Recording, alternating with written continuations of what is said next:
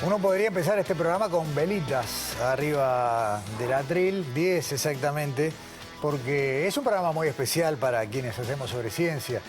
Hace 10 años se emitía en CX26, Radio Uruguay, la primera entrevista de un ciclo de periodismo científico que, contra todo lo que nosotros podíamos pensar, está llegando a 10 años, los últimos 5 transcurridos en esta pantalla de TV Ciudad.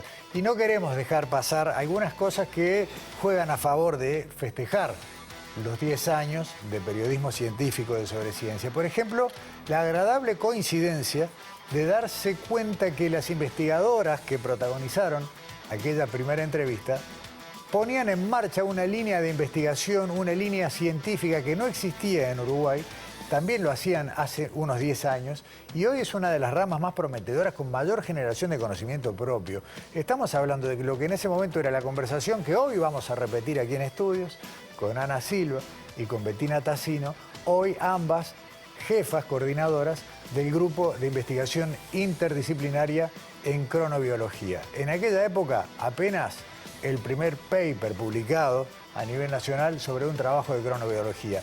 Hoy un grupo que tiene a más de 20 personas generando ciencia adaptada a Uruguay y al día de hoy una disciplina que hasta premios Nobel ha tenido, pero vamos a hablar de eso. Así que nada, hoy hay fiesta en la casa de TV Ciudad, en la casa de Sobre Ciencia, por estos 10 años, pero no es el único tema que vamos a tener hoy sobre la mesa, porque vamos a hablar también de la Marcela. Recuerdan que hace algunas semanas arrancamos un ciclo para hablar de nuestras plantas nativas, de sus propiedades medicinales, de los yuyos, como le decimos habitualmente. Hablamos de la chirca blanca. Bueno, hoy vamos a hablar de la Marcela, mucho más conocida por todos nosotros, pero ¿qué sabe la ciencia? ¿Qué nos puede contar la ciencia de la Marcela? Vamos con eso y también les vamos a compartir un informe muy exhaustivo sobre lo que fue la implantación por primera vez en nuestro país de un marcapasos en un perro en el ámbito de Facultad de Veterinaria de la Universidad de la República. Así que por ahí el menú de los temas centrales de este Sobre Ciencia de 10 años que arranca como siempre con las principales noticias científicas de la semana.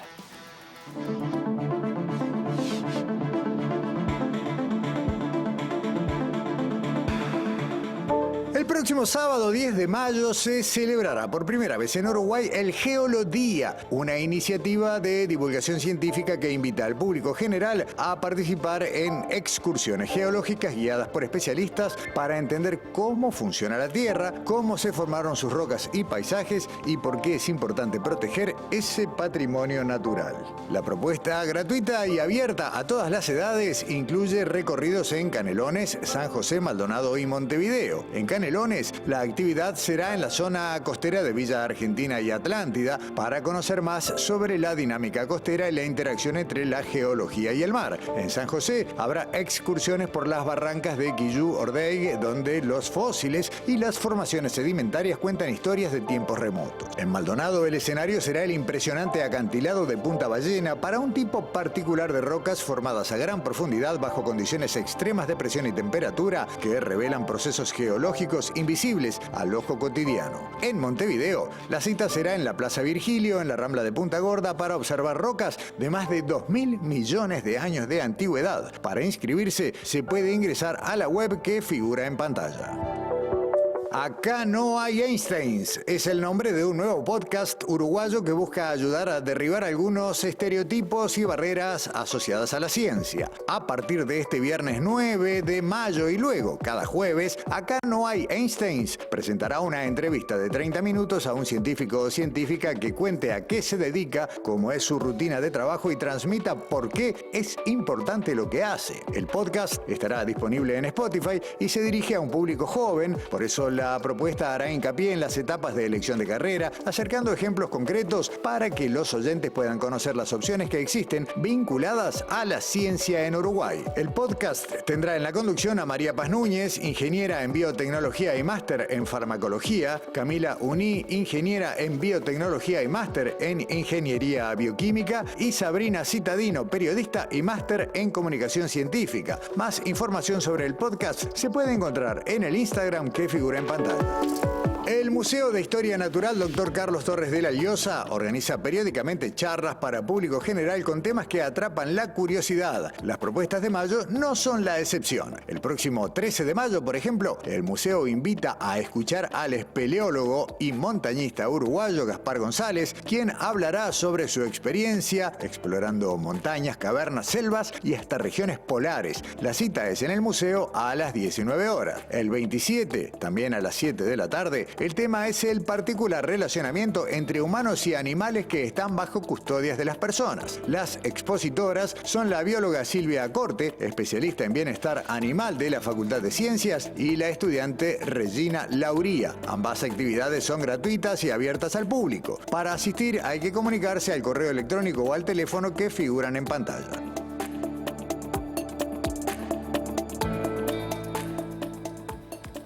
Bueno, yo voy a hacer una confesión previa a la nota que viene a continuación, y es que al mate yo le pongo Marcela y otros yuyos más, pero le pongo siempre Marcela. No tengo muy claro por qué. El sabor es rico, queda bien, sabemos que es buena, que hace bien al organismo, pero en realidad la verdad es que uno muchas veces consume determinadas hierbas sin tener muy claro por qué lo hace, o a veces creyendo o dando fe, confiando en un papelito, ¿no?, escrita así nomás, ¿no?, que dice, bueno, este yuyo sirve para tal o cual cosa. Por eso, en Sobreciencia, dedicamos este espacio a hablar de las verdaderas, porque cuando digo verdaderas, digo lo que la ciencia nos puede decir, nos puede confirmar sobre las propiedades de tal o cual yuyo. Se me permite que lo llame así, ¿no?, como les decimos siempre. Le voy a poner unos yuyitos al mate, unos yuyitos al té. Manuel Minteguiaga, nuevamente en Sobreciencia, desde Tacuarembó.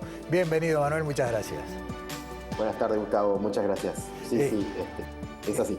Es tal cual, ¿no? Uno sabe, a veces es una cuestión de sabor, o el dicho, ¿no?, si te duele la panza, tomá té de tal o cual cosa, o ponerle al mate. Pero de la Marcela hemos escuchado muchas cosas. Sí, justamente, si tuviéramos que elegir una planta medicinal que fuera como la planta medicinal oficial del Uruguay, sería sin duda la Marcela. Podría disputar un poquito con la carqueja, pero bueno, la verdad que la Marcela está omnipresente en el país, y bueno, de nuestra tradición, ¿verdad? Nuestra cultura nos ha llevado a ponerla en ese lugar. Lo bueno es que la Marcela, puntualmente, a partir de todo esto, tiene muchos años de investigación. No es una planta que haya llegado hace poco a los laboratorios. ¿Qué sabe? A ver, primero la descripción, como hicimos el mes pasado con la chirca. ¿Cómo describimos a la Marcela? Bueno, la Marcela es un sufrútice, ¿tá?, que significa que, digamos, la parte inferior es lignificada, ¿bien?, que vive más o menos en torno de 2 a 4 años, dependiendo de las condiciones, ¿bien?, y crece mucho en terrenos pedregosos, crece en baldíos y en prácticamente todo el país. Cuando hablamos de Marcela, de nuevo, como dijimos la vez anterior, Gustavo, cuando hablábamos de chircas, Marcela significa, hay varias especies, ¿no? Claro. Hay 4 especies que se conocen como Marcela. Y hay una particularmente, en el Uruguay algunos le dicen Marcela blanca, Marcela amarilla. La más distribuida en el país se llama Achirocline flaccida. Ajá. Bien. Y después hay una que se le llama también la Achirocline satureoides, que está presente más que nada en las playas. Entonces se le dice la Marcela de las playas también. Ok, pero estamos hablando de 2 plantas distintas, y la que estudiada es la otra, la que mencionaste primero. No me animaría a repetirla. Achirocline flaccida. Ahí está. Sí, y después tenemos otras 2 plantas también que se conocen como Marcela en el país. Y bueno, y obviamente cada uno tiene sus diferencias, y la ciencia ha demostrado que químicamente son un poco diferentes. Bien. ¿Qué es lo que, digamos, de la Marcela más habitual? Aquella que tenemos la tradición incluso de salir a recoger en Semana de Turismo, ¿no?, que es el momento de su mayor expresión, de su floración. Exacto. ¿Qué sabemos? ¿Qué podemos decir? Bueno, lo que se ha probado por la ciencia es la actividad digestiva, sin duda, bien. Es colerético y colagogo, quiere decir que incentiva la producción de bilis y liberación. También sabemos que es antiespasmódica, bien, eso se ha probado en modelos in vivo. Y también sabemos que tiene propiedades carminativas, o sea, con la ayuda con la flatulencia, ¿bien? Y bueno, antiinflamatoria también se ha probado un montón y en este respecto también es importante mencionar el papel que ha tenido el Instituto Clemente Estable de Investigaciones Biológicas, donde han surgido patentes, ¿no?, para otros tipos de usos, como por ejemplo neuroprotector, ¿bien? Se ha demostrado que después de un daño cerebral por infarto, por ejemplo, suministrando una infusión de Marcela, incluso los flavonoides que contienen ella, que es la quercetina, una de ellas, puede proteger y evitar el daño, ¿verdad? Y eso es, o disminuir el daño, lo cual es muy importante. También se ha visto que es fotoprotectora, ha habido, capaz que la audiencia recuerda alguna crema dermocosmética que se usaba para el envejecimiento también. O sea, hay un montón de actividades que se han probado. Bien, todos estos componentes, digamos, los que tienen estas propiedades, están en la flor de la Marcela, en las hojas, en el tallo, porque a veces uno corta el barrero, ¿no? Sí, exacto. En realidad lo que se ha demostrado que mayormente están en la inflorescencia, ¿verdad? Ajá. Entonces, por eso se hace, generalmente colecta la inflorescencia. Si bien hay en tallo, su contenido es menor. Y una cosa interesante, Gustavo, que se ha visto y se ha hecho incluso en la Facultad de Química, en la cátedra de farmacognosia, se ha visto que el tenor, o sea, el contenido de flavonoides a lo largo del año no es el mismo. Y el mayor contenido se da justamente en etapa de prefloración, y eso tendría un cierto correlato con juntarla en los Viernes Santos, ¿verdad? Que eso es algo bastante presente en nuestra cultura. Claro, ahí son los momentos donde uno rescata la sabiduría, ¿no? O sea, hay un conocimiento, una tradición, bueno, la Marcela hay que cortarla en Viernes Santo y se viene transmitiendo de generación en generación. Y como bien decís, bueno, viene un día alguien con curiosidad, investiga, en este caso en Facultad de Química, y encuentra un correlato de esa tradición con un hecho concreto, ¿no? Sí, sí, sin duda. Y una cosa interesante también es decir que, bueno, que esta tradición de los Viernes Santos no es solo nuestra, el del Uruguay, y está básicamente también muy presente en el estado de Río Grande do Sul, aquí vecino a nuestro país, donde incluso es declarada como hierba medicinal del estado, por ley estadual. Y ellos incluso tienen, hay mucha inmigración alemana allí, y le tienen un nombre específicamente para decirle con un epíteto en alemán, como decirlo, hierba del Viernes Santo. O sea, realmente esto, digamos, trasciende fronteras, esta cosa de juntarlas en los Viernes Santos. Está bueno. ¿Puede ser que además estos conocimientos que se generan en el entorno de la Marcela hayan llegado ya a transformarse, por ejemplo, en patentes de productos farmacológicos? Sí, sí, de hecho hay dos patentes, hay una en Estados Unidos y otra en la Unión Europea, donde, bueno, lo que comentaba hoy, la posibilidad de neuroprotector, ¿bien? Ante el daño causado por un infarto cerebral, por ejemplo, la quercetina, bien, o la luteolina, que son flavonoides que están presentes en los extractos de Marcela, bien, de las flores, de las inflorescencias, pueden disminuir el daño cerebral.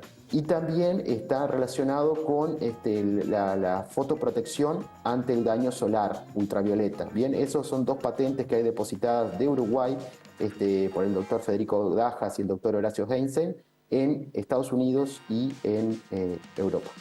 Valioso dato, Manuel, para también a veces poner en contexto que la investigación científica tiene algunas veces correlato en este tipo de salidas. Sin duda. Voy a volver a algo que vos mencionaste cuando hablamos la vez anterior de la chirca, y tiene que ver con los lugares de recolección, porque así como está el hábito, bueno, de Semana Santa, Semana de Turismo y puntualmente el Viernes Santo, recolectar Marcela de la naturaleza, no es lo mismo juntar una planta al lado de una carretera que de un campo donde no hay nada, ¿no? Y sería bueno recordarlo a eso. Sí, sí, sin duda. En los ambientes alterados, generalmente, que estas plantas son ruderales, se les conoce así porque crecen en ambientes alterados, generalmente no es aconsejable por su contenido, por ejemplo, en metales pesados, ¿verdad? O por su contenido propio de los escapes de los motores, que muchas veces queda absorbido en la planta. De hecho, esta planta crece mucho, y muchas de las imágenes que se tomarán ahí en baldíos, ¿bien? Y a veces las personas la toman indiscriminadamente sin realmente tener en cuenta que, digo, más allá de su acción, puede tener cenotóxicos o otros compuestos que vengan de la actividad humana, ¿verdad? Entonces, que la Marcela las concentre.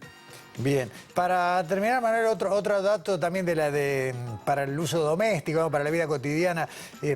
La cantidad que puede venir contenida, por ejemplo, en un saquito de té, ¿es significativa para alguno de los efectos que describías, o en realidad no sería inocuo para el organismo ese volumen. En general, por ejemplo, la farmacopea brasileña, que esta planta está dentro de ella, es una de las que tiene monografía, se recomienda más o menos al 1% la dosis, ¿bien? Que eso da más o menos 1,7% de flavonoides, ¿bien? De la infusión. O sea, más o menos se aconseja 1,5 gramos cada 100 mililitros de agua, cada 150 mililitros de agua, perdón. Entonces, más o menos tomando un té, bueno, con esa proporción surtiría efecto. Eso para los efectos, digamos, para los efectos, claro, para protector digestivo, por ejemplo. Ah, perdón, ¿verdad? está bien. Sí, sí, lo de digestivo no te sé muy bien decir cuáles son las dosis exactas, pero esto en realidad, o sea, el uso popular es más para, obviamente, las propiedades digestivas. También se ha demostrado, incluso en Uruguay, que el consumo a altas dosis igual no es tóxico, y eso es también importante porque como que la ventana de seguridad es bastante importante.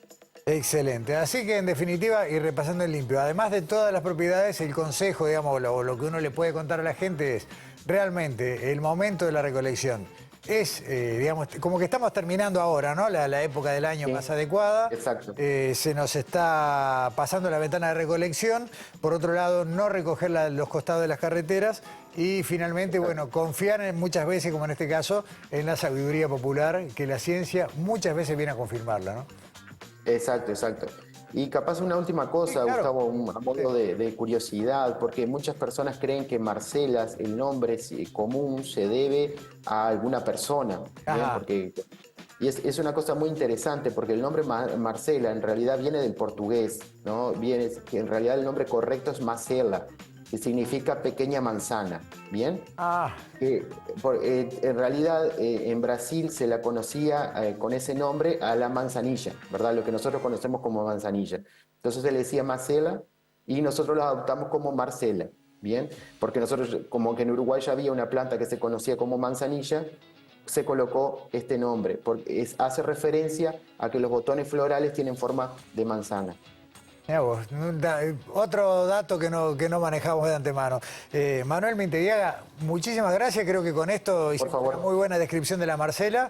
Y bueno, y nos vemos el primer miércoles del mes que viene. Bueno, nos vemos el miércoles que viene, del mes que viene, con otra de las icónicas plantas de nuestra medicina tradicional, que es la carqueja. Excelente, la carqueja que ahí sí que juega de locatario. Bueno, un poquito más que con la Marcela. Gracias, Manuel, nos vemos. Que pase bien. Hasta pronto. Bueno, hasta acá este segmento. Primera pausa en Sobre Ciencia, ya volvemos.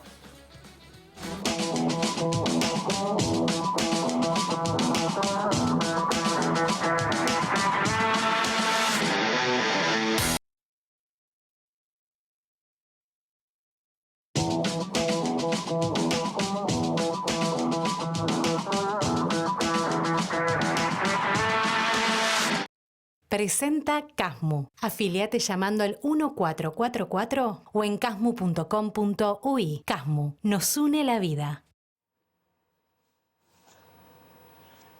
A esta noticia tal vez la hayan visto en un formato más reducido, más breve, porque fue de interés de los medios de comunicación general, por un lado, porque tiene un nivel de curiosidad de algo que nos va a llamar la atención, pero además porque representa un hito en determinadas líneas de trabajo en cuanto a la salud animal en nuestro país. Se le coloca por primera vez en Uruguay, en el ámbito de Facultad de Veterinaria, un marcapasos a un perro. ¿Y quién estuvo preguntando todo lo que hay que preguntar? Daniela Hirfe. El preguntómetro, ¿no? Ahí está.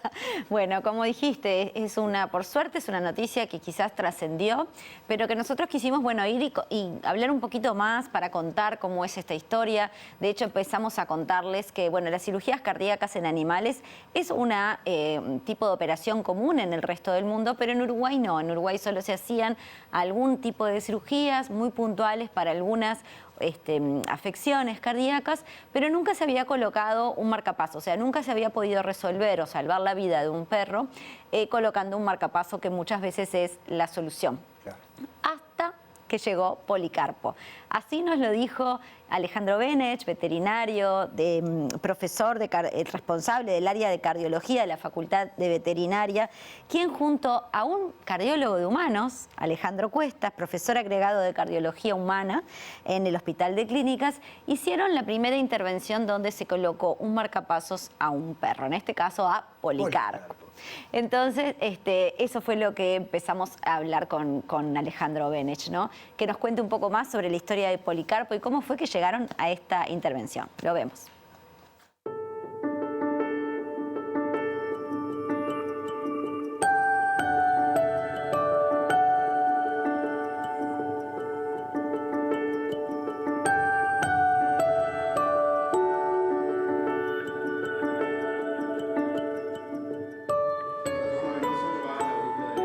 Aurícula derecha. ¿Y ahí a dónde va? Ventrículo derecho. Muy bien. ¿Y del ventrículo derecho a dónde va? Arteria pulmonar a los pulmones a oxigenarse. La colocación de marcapasos en Uruguay no se había colocado nunca. Es una cirugía relativamente simple, pero requiere aparatos caros. Y esa fue la causa por la cual en Uruguay todavía no lo habíamos hecho. Y no conseguía la forma de conseguir el marcapaso, que es caro, y después algunos aparatos que se precisan para el momento de la cirugía. Hasta que apareció Policarpo y bueno, la dueña es estudiante de veterinaria, me dijo que ella podía comprar el marcapasos, y eso me hizo salir a buscar a algún colega de medicina humana que pudiera colaborar. Hasta que di con el doctor Alejandro Cuestas, que es profesor agregado del Hospital de Cardiología, del Hospital de Clínicas. Y ahí fue que él me contó que muchas veces cuando colocan un marcapasos en personas tienen que renovar el aparato porque la persona tiene alguna otra patología o porque hay que agregar alguna medida más, entonces renuevan el aparato, pero el aparato que se saca, si bien no puede ser utilizado en medicina humana, por lo menos legalmente en Uruguay, es un aparato que se acondiciona y puede ser utilizado en animales. Y eso fue lo que hicimos, pusimos todo para poder ponerlo en Policarpo. En realidad es un aparato unicameral, quiere decir que estimula solo un punto del corazón que hace que le marque el ritmo al corazón.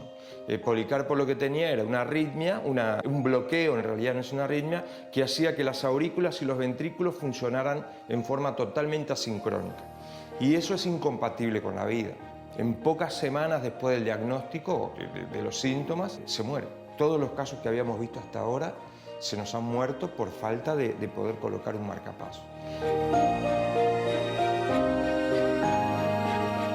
Previo a realizar la colocación del marcapasos, el desafío que teníamos era de que no tenemos veterinarios entrenados para esa cirugía, aparte de no tener los aparatos necesarios. Y el doctor Cuestas me dijo que si nosotros colaborábamos en la cirugía, él se sentía capaz de hacerla, incluso sin contar con el arco en C, que es el aparato que te va guiando dónde está la punta del electrodo, justamente.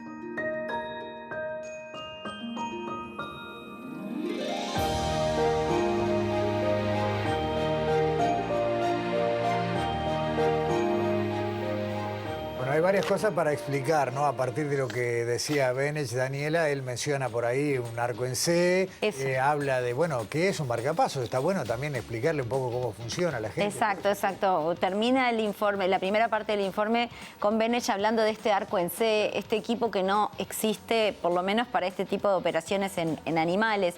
Un arco en C, como vemos en la placa, en realidad es un aparato que quizás lo vimos en alguna serie de estas de médicos, claro, ¿no? Que es básicamente como una especie de visor de rayos X, que lo que va es mostrando cómo se van hilvanando de algún modo, ¿no? Cómo se van enhebrando los electrodos, que ahora vamos a ver de qué se trata, en el aparato circulatorio, no sé, del corazón. Ahora que uno ve la foto entiende por qué el nombre de arco en C. Exactamente, exactamente. Este es un equipo clave que no existía, o sea que hacer una operación sin esto requería muchísima experiencia y capacitación en este tipo de operaciones.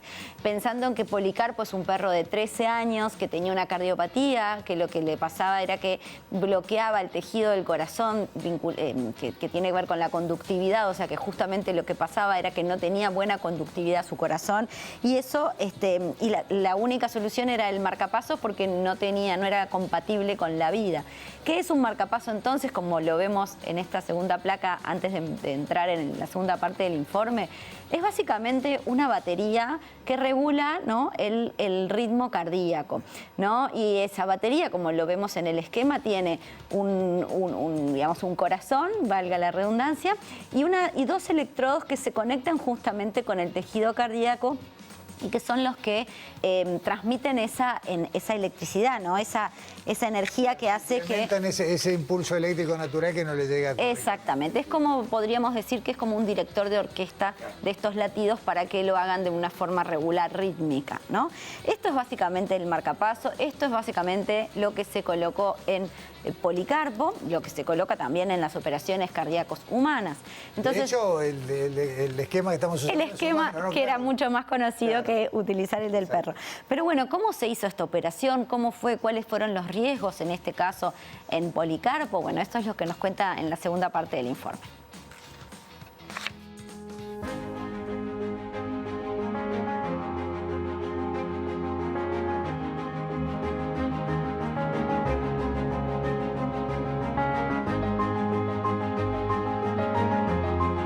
Y junto con los colegas cirujanos y anestesistas de acá del hospital veterinario, nos pusimos a armar un protocolo y se lo comunicamos al doctor Alejandro Cuestas y fijamos el día de la cirugía.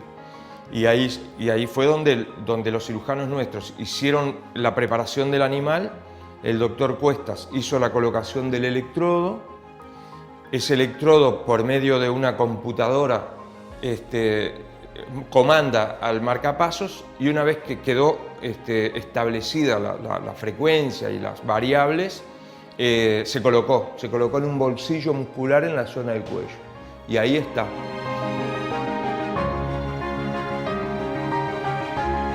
La cirugía fue una cirugía bastante rápida para ser la primera vez, o sea, lo que te dice de la experiencia, ¿no?, de quien hizo la maniobra. Pero una cirugía que duró unos 40 minutos. El animal se despertó bastante rápido, enseguida que se despertó reconoció a la dueña, al otro día vino a control, ya estaba con otro ánimo, fue notoria la diferencia entre los días previos en que se desmayaba, en que estaba como tembloroso. Sin embargo, luego de la cirugía venía jugando con una pelota, saltaba, hasta me gruñó, cuando lo quise agarrar me gruñó.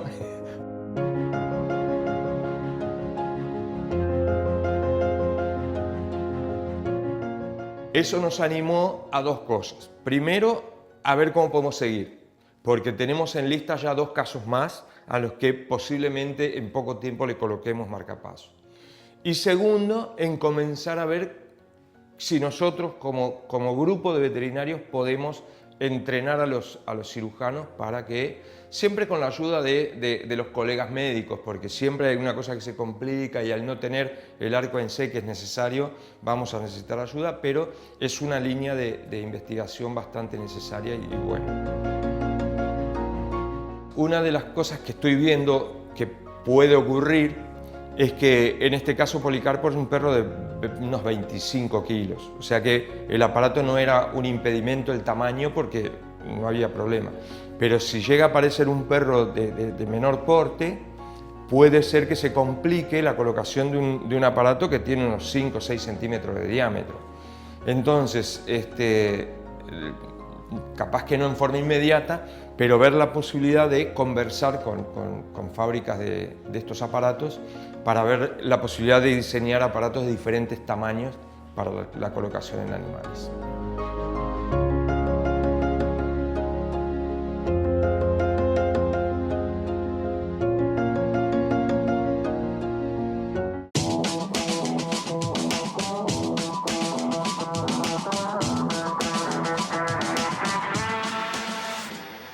Dani, algo que quedó dicho, pero me parece importante reiterarlo, y es que no se está usando ningún material que pudiera haber tenido destino para un ser humano. Exacto. Son materiales que de otra manera iban a descarte. Sí, ahí hay casi que dos buenas noticias. Claro. Por un lado es la posibilidad de salvarle la vida a un animal y después es reciclar también un aparato que de otro modo hubiera ido a aumentar lo que es la basura electrónica. Sí, claro. Que ya sabemos que es abundante en un montón de dispositivos, ¿no? Entonces, así que también se hace un buen uso de los recursos.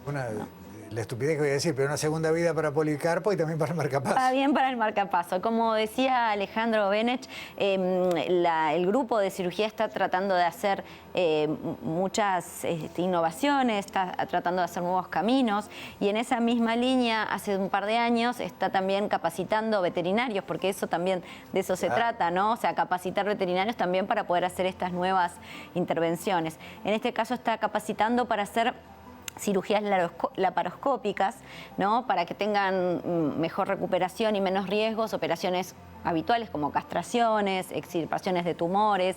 Entonces, bueno, también por ahí hay una línea de trabajo nueva que está avanzando en la Facultad de Veterinaria, que también seguramente va a tener buenas noticias. Ciencia en todas partes, en este caso en Facultad de Veterinaria. Es así. Gracias, Dani, nos vemos la semana que viene. Hasta la semana que viene. Pausa en Sobre Ciencia, ya volvemos con la parte que dejamos de este programa para hablar de lo que empezó hace 10 años en un estudio de radio.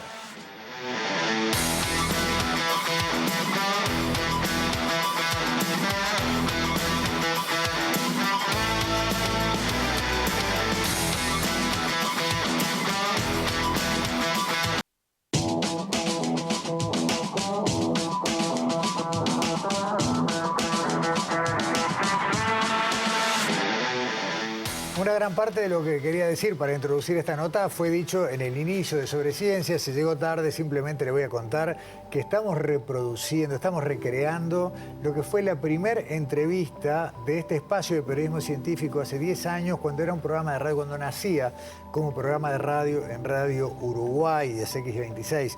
Y quiso el destino que además estuviéramos acompañando lo que era el inicio, también los primeros pasos de la llegada a nuestro país de una disciplina científica que tampoco es que sea tan vieja. Estaba naciendo en el mundo, nació en Uruguay y hoy goza de una salud tremenda. Así que, sin más preámbulos, vuelvo a presentar una vez más con mucho placer, antes de presentar a las invitadas, a Alexandra Perrone, que también me va a acompañar porque también estaba en aquella primera entrevista. Sí, la verdad que un festejo muy lindo y recibir a Ana y a Bettina. Exacto, Ana Silva y Bettina Tassino, protagonistas de... Que por ahí va a aparecer en algún momento algunas fotografías que sacamos en aquella primera entrevista en Facultad de Ciencias, le hicimos, ¿no? En la oficina tuya, Ana. Ah, la tuya, Betty. Exactamente. Mira, por ahí andan apareciendo las Ay, cosas. ya vemos. Sí. El paso de esos 10 años que permitieron que crecieran muchas cosas, ¿no, Alexandra? Sí, nosotras especialmente. Bueno, nosotros iniciábamos Sobre Ciencia junto a Gustavo y yo como un poco le insistí que la primera entrevista fuera con el tema cronobiología y con ustedes dos, porque de alguna manera durante el 2014, que fue la primera escuela de investigación antártica, que se fueron en febrero, y cuando volvieron y cuando también estuve en la SUB de ese año y presentaron, me acuerdo, 2 exposiciones fotográficas sobre cronobiología con invitados internacionales, y yo un poco me enamoré del tema cronobiología porque justamente me respondió un montón de preguntas que yo tenía sobre hábitos míos, ¿no? Bueno, ¿por qué me duermo tan tarde? ¿Por qué me cuesta un montón madrugar? Y me aclaró un panorama que realmente no tenía en cuenta. Y bueno, le insistí un poco a Gustavo que fuera la primera entrevista. Y yo les quiero preguntar hoy, ¿qué le acercó a ustedes a la cronobiología? ¿Por qué arrancaron este grupo de cronobiología que hoy es tan rico y goza de tan buena salud, como dijo Gustavo? Bueno, primero que nada, feliz cumpleaños. Muchas gracias. Y súper honradas de que estemos acá invitadas tan especialmente para esta celebración. Yo escuchaba ahora a Alexandra y bueno, podemos decir que compartimos. Es un tema que atrapa, ¿verdad? Es un tema en el que nosotras nos acercamos y de alguna manera encontramos en ese tema algo como que fuera lo que unía nuestros intereses de mucho tiempo. Porque nosotras provenimos de la biología, del estudio de la conducta y de las neurociencias comportamentales. Y en este tema se pueden juntar el origen biológico ancestral de un reloj, pero que se manifiesta y que tiene como impacto sobre la vida cotidiana, aún la humana. Entonces, eso entiendo que fue y sigue siendo el motor que hace que este tema siga vigente y que tenga todavía muchísimo más para explorar. Bueno, hay una historia, ¿no? Que un poco se deduce de esto y que arrancó se puso en marcha en aquella que también fue la primera escuela antártica. Sí, ahí hay como también confluyen este trabajo que con Ana, desde el comportamiento de mi lado y las neurociencias de Ana, veníamos trabajando en conjunto y acercándonos. Y la primera escuela de investigación antártica que se realizó en 2014, como contaba recién Ale, fue como ese primer chispazo en el que teníamos una oportunidad y que lo tomamos como una oportunidad puntual de tener a estudiantes que iban a ser trasladados en contingente, digamos, desde Montevideo hacia la Antártida en verano, en un fotoperíodo totalmente atípico, extendido, claro. atípico para las personas que vivimos en estas latitudes, que eran 20 horas de luz. Y nuestra primera pregunta fue, bueno, ¿qué va a pasar con el sueño, con los ritmos de estos muchachos cuando viajen a la Antártida? Y ahí, y en el momento quedó camuflado por la emoción de la Antártida, ¿no? Pero el primer resultado que tuvimos ahí no se relacionaba directamente con la Antártida, sino que tenía mucho que ver con la población que estábamos trasladando a la Antártida. Eran 18 estudiantes universitarios y lo primero que aparece ahí fue qué nocturnos, qué tardíos que son estos estudiantes. Y pensamos, bueno, ¿será casualidad? ¿Será que de alguna manera nos topamos y seleccionamos a estos estudiantes? Claro, no era una muestra estadística, era el grupo de estudiantes que iba, claro. Pero además, Bettina, la investigación de ustedes empezó antes de ir a la Antártida y continuó después, entonces pudieron hacer... recabar datos antes, claro. Claro, claro. Esos estudiantes los evaluamos antes de ir a la Antártida, durante y después. Entonces, ese primer dato de la extrema nocturnidad de estos estudiantes, como decías, nada representativos de nada, sino que habían sido seleccionados para la escuela por otros motivos, de alguna manera fue como tirar de un hilito, ¿sí? Como empezar a hacernos preguntas relativas a, bueno, además de lo que había pasado en la Antártida, que también fue súper interesante, ¿qué pasa con la población o con otras poblaciones relativos a esto que tiene que ver con la ubicación del sueño, con lo que llamamos los cronotipos?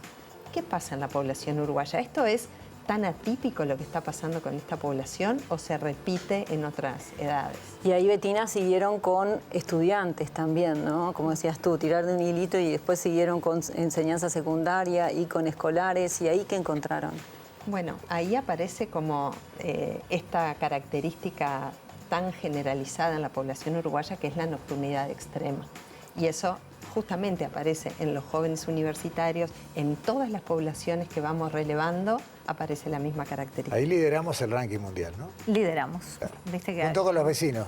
Sí, con los vecinos del Río de la Plata, porque no toda Argentina tiene ese mismo perfil. Bien. O sea, Argentina es mucho claro, más grande y más diversa. Pero sí. Bueno, hoy en día ese es un punto en el cual es probable que podamos decir que la población uruguaya se puso en el mapa de la cronobiología mundial, porque de alguna manera desafió algunos de los dogmas y algunas de las hipótesis que se trabajaban. Por ejemplo, el cronotipo tardío está asociado a dificultades para el aprendizaje, para cumplir con los horarios, para incluso es más prevalente enfermedades metabólicas, cardiorrespiratorias, etc. En cuanto al desempeño, estaba como la idea de que era el cronotipo tardío per se el que generaba esa dificultad, como que era algo que lo descalificaba. Y nosotros logramos desentrañar, como dividir, ¿no?, la acción del cronotipo tardío de lo que es el desafío social, Claro. eso que le llamamos jet lag social. Y eso lo hicimos primero con los estudiantes de secundaria, en lo que fueron la maestría y también el doctorado de Ignacio Esteban. En ese caso, ¿qué pudimos mostrar nosotros? Que no es el cronotipo, es el desfasaje. Es tener un cronotipo tardío e ir al liceo muy temprano de mañana. Sí, ahí sí, eso incluso afecta el desempeño liceal en las notas que se sacan en los escritos y en las reuniones. Pero si acompañan ese cronotipo con un horario liceal que les es más favorable, ese efecto no se ve. Por lo tanto, no es per se del cronotipo, sino de la interacción social. Sí, exacto, la presión social que impone el turno del liceal sobre el estudio. Y este estudio también se puede realizar porque nosotros acá en esta parte, en Uruguay, y como decíamos en el Río de la Plata, existe el tema de los turnos, sí, que por eso en otras partes del mundo no hay se puede estudiar. estudiantes de secundaria en el mundo, salvo latinoamericanos, que vayan al liceo en la tarde. Claro. La educación secundaria es matutina en el mundo. De todos modos, recuerdo en algunas charlas que hay países que tomaron ya nota de este tipo de información y ensayaron alguna corrección, por ejemplo, de sus horarios, sobre todo en esta enseñanza secundaria, cosa que acá no está ni en discusión todavía. Bueno, en realidad, lo que decía Ale recién de la nocturnidad de los adolescentes, eso no es exclusivo del Río de la Plata. Esto es una característica de la propia biología del desarrollo puberal que hace que los adolescentes sean más nocturnos que cuando son niños. Perdóname una aclaración porque me parece valiosa. No es lo mismo decir duermen más que son más nocturnos. No. Porque también dice, bueno, el adolescente se pasa todo el día en la cama. No, duerme una cantidad de horas más o menos, digamos, normales, por decirlo de alguna manera. Lo que está corrido es el momento del día en el que duermen. Sí, y nuestras investigaciones muestran que duermen en forma deficitaria, que no duermen más, duermen menos. Ahí no están consideradas las siestas, que a veces sí son momentos de compensación del déficit de sueño durante la semana, incluido los fines de semana. Muchas veces no llegan a pagar esa deuda de sueño con lo que duermen los fines de semana.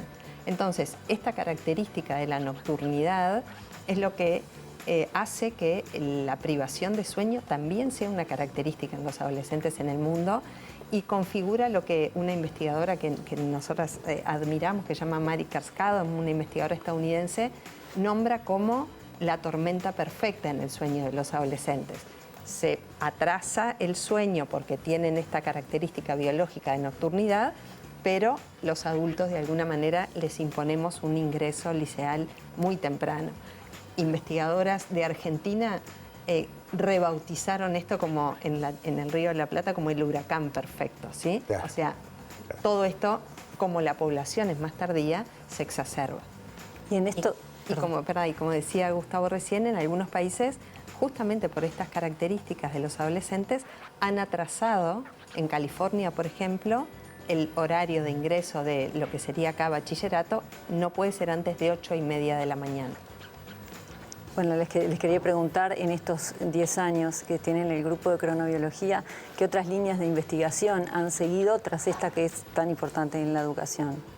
Buenísima. Esa pregunta nos la esperábamos. y también ese paralelismo, ¿no?, de los 10 años del programa, porque revisando para este programa nos sorprendió encontrar eso, ¿no? Es como con orgullo que lo comentamos, porque en estos 10 años nuestra actividad se mide en cuántos artículos publicamos, en cuánta actividad de formación de recursos humanos hacemos, y nuestro grupo ha crecido, se ha duplicado en número de integrantes, ha tenido no menos de 30 artículos publicados en revistas internacionales en este tiempo. Hemos como conducido la formación de 5 doctorados y hay 5 que están en marcha, de 6 maestrías y hay 6 que están en marcha. Y una cosa que fue muy patente en nuestra última reunión de grupo fue que los que presentaron esa oportunidad fueron 6 integrantes del grupo que nosotros podemos considerar como nuestros nietos académicos, porque ya están siendo supervisados por quienes nosotros supervisamos en primer lugar. O sea, eso creo que marca lo que es, lo que tú dijiste y que estoy de acuerdo, un grupo que tiene buena salud. Y a nivel mundial un premio Nobel. Sí. O sea, exacto. Además, si a algo le faltaba la cronobiología, ¿no? En 2017, que es parte de estos 10 años, el premio Nobel a quienes descubrieron los mecanismos moleculares del reloj biológico. Bueno, mientras Alexandra les pregunta, yo les voy a dar el souvenir, porque nosotros les invitamos a un cumpleaños. En los cumpleaños la gente se lleva souvenirs. Se lleva souvenirs. Exacto, son las tazas especiales que hizo Ística para... Ay, qué En realidad son para los 5 años de Sobreciencia en TV Ciudad. Precioso. Solamente Gracias. estas no se venden, no se compran, solamente son de quienes visitan este Están programa. invitados. Y quería una última pregunta. ¿Hacia dónde creen que va la cronobiología a nivel mundial y bueno, en qué líneas se están trabajando? Nosotros vamos a seguir tratando este tema en Sobreciencia porque es uno de nuestros temas favoritos, pero quería preguntarles eso, ¿hacia dónde va? Hacia lo que tú nos contabas, por ejemplo, a principio de año, hacia aplicar los conocimientos cronobiológicos a la salud. Ese creo que es el mayor desafío que nos planteamos ahora, justamente de generar. Consideramos que estos 10 años nos han puesto a nosotros como grupo y también a nivel internacional en un muy buen momento de poder trasladar lo que hemos sembrado, digamos, de la investigación básica, tanto los conocimientos como las herramientas también, a que esos conocimientos y esas herramientas puedan ser aplicados, por ejemplo, en la práctica clínica, ¿sí? Eso es lo que llamamos en general la traslación a la salud circadiana. Y bueno, y eso es parte como de un enorme desafío porque implica, obviamente, el diálogo, el conocimiento de áreas en las que nosotros no conocemos, y eso implica mucho trabajo interdisciplinario con actores que trabajan en la clínica, con médicos, con médicas, con nutricionistas, con psicólogos, y eso realmente está haciendo y está ocurriendo ese intento de traslación de una forma muy, muy linda. En definitiva, sí. Pero no. Particularmente como que en mi caso, que yo soy médica de formación inicial, siento como que estoy haciendo el camino y llegando hacia el final de mi carrera al principio. Volviendo al punto de partida. Y eso es algo como que también lo valoro como muy lindo, y esa traslación que si la pensamos como en la palabra en inglés es más clara, como que es una traducción, ¿no? En translation en inglés. Eso como lo difícil que es encontrar dos idiomas, dos formas de hacer las cosas, aunque estemos pensando que es lo mismo. Y la verdad que creo que estamos en un buen camino, estamos trabajando muy cercanamente con la unidad de trastornos respiratorios del sueño que está en el Hospital de Clínicas, dirigida por la profesora agregada Ana Musetti, y que estamos logrando como integrarnos de verdad a lo que es el seguimiento de pacientes, y ellos están también aceptando integrar algunas de nuestras abordajes, instrumentos para mejorar la asistencia y tratar, bueno, de caminar hacia eso, ¿no? La integración de la dimensión circadiana a la salud. Del paper al consultorio. Exacto. Se nos ha volado, como bien corresponde a este tipo de charlas, el tiempo. Volverán como han vuelto tantas veces a Sobreciencia y siempre con novedades. Y está bueno porque es ciencia que se hace no solo en Uruguay, sino que, como bien quedó a lo largo de la charla, más que dicho, de aplicación cotidiana en nosotros, en las particularidades que a veces no percibimos y que son propias de nuestro lugar, nuestra cultura, nuestra gente. Así que nada, adelante, gracias. Muchísimas Gracias por venir. Y feliz cumpleaños de vuelta. Muchas gracias. Y a ustedes también. Gracias por ser protagonistas de la fiesta. Gracias. Gracias, Alexandra, por acompañarme en la entrevista como aquella vez. Gracias a vos. Bueno, nos vemos la semana que viene. Cerramos Sobreciencia aquí en TV Ciudad y los esperamos, por supuesto, aquí la semana que es próxima.